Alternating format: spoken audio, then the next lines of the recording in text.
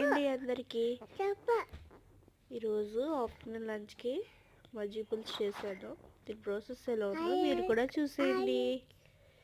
ముందుగా స్టవ్ మీద ప్యాన్ పెట్టుకొని అందులో ఆయిల్ వేసుకొని తాలింపు సాంబార్లు వేసుకొని ఫ్రై చేసుకోవాలి.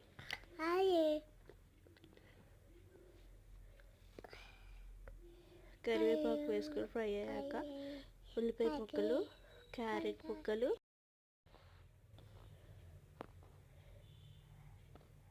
పచ్చిమిర్చి, కొత్తిమీర వేసుకొని ఫ్రై చేసుకోవాలి.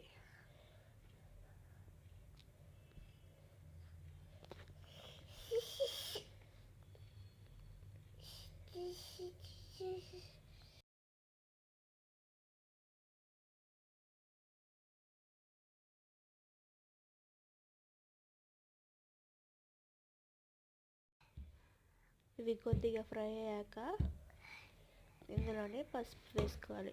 పసుపు 1 స్పూన్ వేసుకోవాలి. తర్వాత కొద్దిగా సాల్ట్ తగినంత.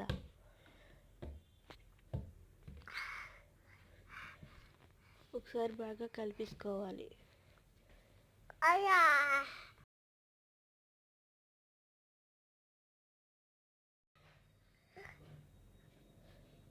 తర్వాత ఇందులోనే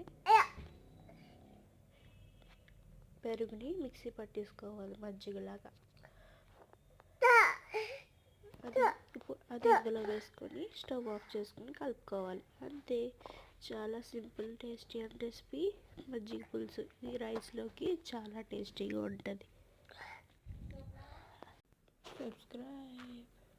థ్యాంక్ యూ ఫర్ వాచింగ్.